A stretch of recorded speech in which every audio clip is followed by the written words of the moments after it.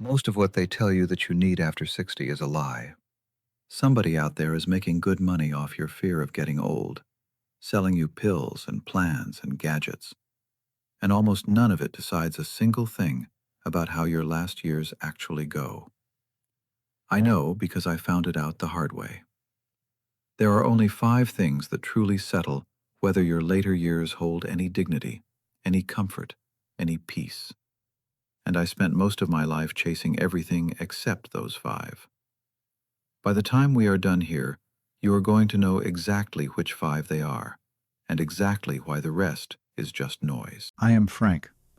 I turned 60 this year, so I am not pointing at some far-off place down the road, and I am not preaching down at you from some mountain. I am standing right on the doorstep of it. This is my own porch now. I chased money.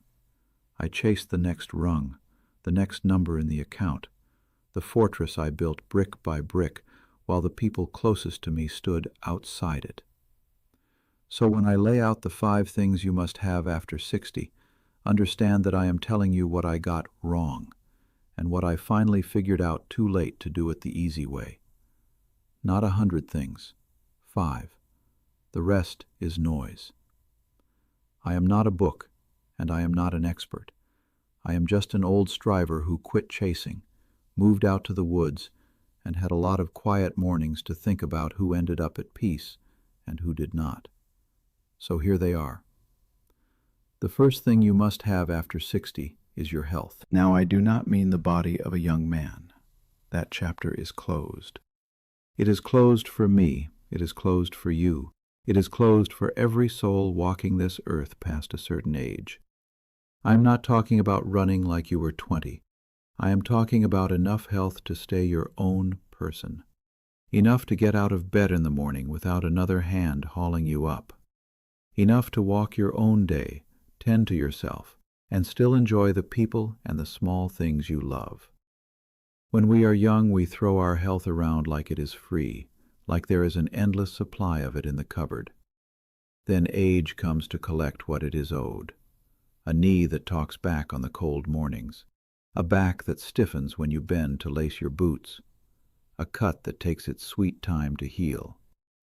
Age is a patient creditor, but it always comes to the door. I knew a man once, back in my chasing years.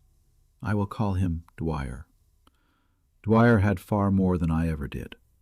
Property in 2 states, investments I could not have followed with a map. On paper, the man had 1.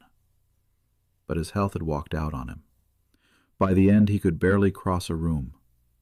He sat there one afternoon, a rich man in a good chair, and he told me plain, I would trade half of everything I own just to feel comfortable in my own body again. Half of everything. And he meant it. He would have signed it over that day. I have thought about Dwyer a lot out here, because so many of us spend the young half of our lives trading our health to get wealth. And then we spend the old half trading our wealth trying to get the health back. It is a painful trade, run in both directions, and the house always wins. After 60, every morning you wake up able to move, able to feel like yourself. That is not ordinary. That is a gift somebody unwrapped and handed to you. The happiest old folks I have ever known were almost never the richest. They were just healthy enough to enjoy an ordinary day. That is the whole prize. Do not wait until you are Dwyer in the good chair to understand it. The second thing you must have after 60 is enough money. Now hold on, before you decide you know where I am going with this. I did not say wealth. I did not say luxury. I said enough. And that word does a lot of heavy lifting. I chased more my whole life. And here is the thing nobody tells you about chasing more. The target moves. Every single time. You hit the number you swore would be the one, and the moment your hand closes on it, it slides down the field and sits just past the next milestone. Peace is always waiting 1 milestone ahead, and it never once arrives. I ran that field for 30 years, and I have the sore legs to prove it. I have watched people retire on modest savings and live in real peace. And I have watched people sit on far more, worrying every night about losing a piece of it. The difference between those two was never the size of the account. It was their relationship with the money. One of them had made peace with it. The other was still being chased by it. After 60, money stops being a scoreboard and becomes something quieter. It becomes security. It becomes options. When you have enough, a medical bill is an inconvenience, not a disaster. A repair on the roof is a nuisance, not a catastrophe. An emergency is a bad week instead of the end of the world. That is what enough buys you. Not a bigger boat, a softer landing. The ones I watched suffer the least in their later years were not the wealthiest people I knew. They were the prepared ones. They had enough, and they knew they had enough, and that knowing let them sleep. Financial peace beats financial status every time. One gives you comfort in your own kitchen. The other only impresses strangers who forget your name by supper. The third thing you must have after 60 is a few sincere people. Not many. I want to be clear about that. Not a big circle, not a crowd. A handful of people who are actually real with you. I learned this one the hard way, and I will be honest about it. There was a stretch of my life when I was surrounded. Acquaintances, contacts, people who knew my name and shook my hand and laughed at the right moments. I mistook that for having people. Then a hard season came, the kind that does not announce itself, and I looked up one day and most of those voices had simply faded off. The room that had been so full went quiet, and the quiet taught me something I should have known years earlier. Being present is not the same as being loyal. A lot of folks are only there for the easy weather. A crowded room can be the loneliest place in the world if not one person in it truly knows you. After 60, you do not need a network. You are done with networks. What you need is emotional safety. One or two people you can call without rehearsing what you are going to say first. People who do not judge your silences and do not vanish the minute your life turns inconvenient. That kind of person is not bought and not found in a hurry. They are built, slow, over years, with honesty and with showing up. I did not build enough of them when I had the time and the energy. That is one of my regrets. One sincere person makes old age lighter than 100 shallow ones ever could. Because the loneliness that finds you late in life is not the empty house kind. It is the sitting in a full room and feeling unseen kind. Guard against that one. Tend your few real people like a garden. The fourth thing you must have after 60 is inner peace. And I do not mean distraction. I do not mean filling the hours with noise and screens and busy work so you never have to sit with your own self. That kind of thing fills the time and leaves you exactly as you were.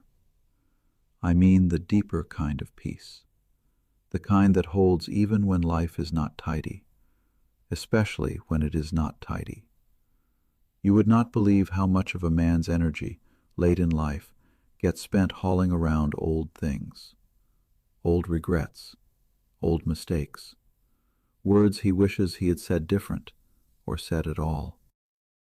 I know, because I hauled a wagon of it out here with me.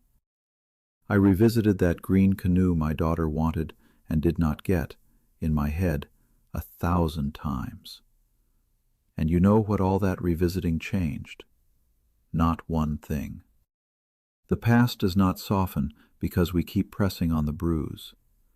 And the future does not improve because we lie awake worrying at it. Peace begins, I have found, the day you stop arguing with what cannot be changed. It grows when you forgive people. And I do not mean forgive because they earned it, or because they came around and apologized. Most never will. You forgive because you are tired of carrying the resentment, and you finally decide to set the sack down by the side of the road and walk on lighter.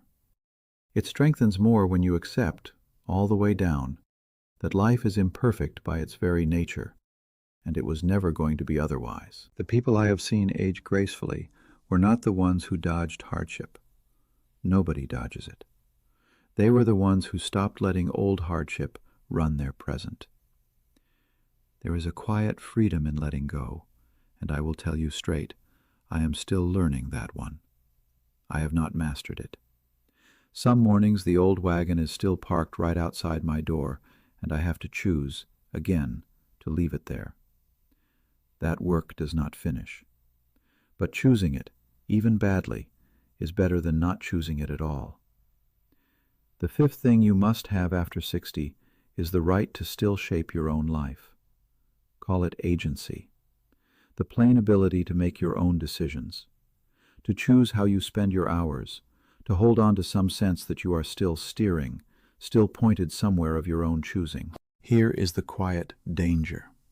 After 60, a lot of people hand this away without ever noticing they did it. They slide into living entirely by routine, or by other people's expectations, or by other people's decisions made on their behalf. Sometimes it is health that takes it.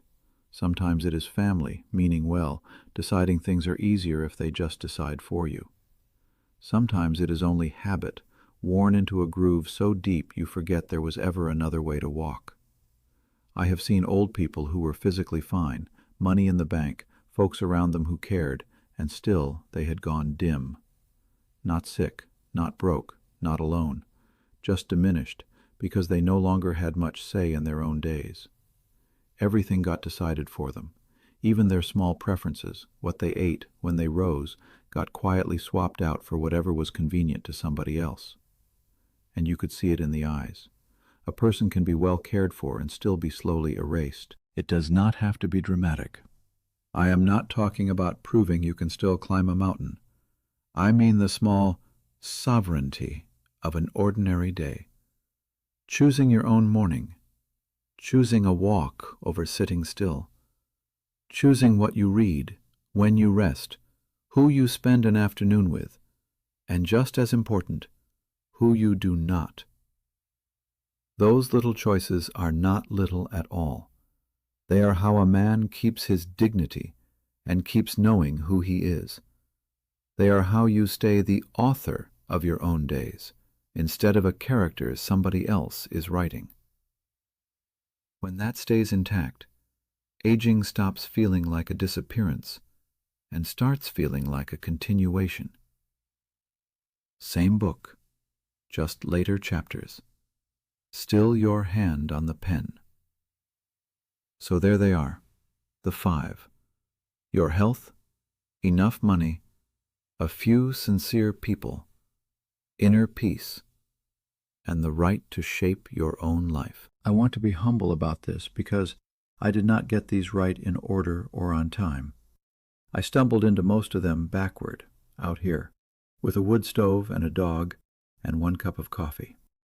But I have looked hard at the people who reached the end at peace, and the people who reached it bitter, and it always came back to these 5.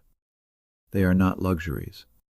Do not let anybody, including that younger chasing voice still rattling around in your own head, tell you they are luxuries you will get to later. They are foundations. They are the floor you stand a life on. And when even one of them goes missing, life after 60 gets noticeably harder to carry. I have felt each of those floorboards go soft at one time or another, and I can tell you, you feel it in everything else. If any of this landed on you, if it rang true against your own life, then do yourself a small kindness and stay a while. Watch another one of these with me. I put my honest hindsight into every one, the things I wish somebody had sat me down and told me at 40. And if you would like more of them coming your way, go on and subscribe, so the next one finds you. Or if that is more than you feel like doing today, just leave a like before you go, so I know these old thoughts are reaching somebody out there. Either way, take care of yourself, and I will see you on the next one.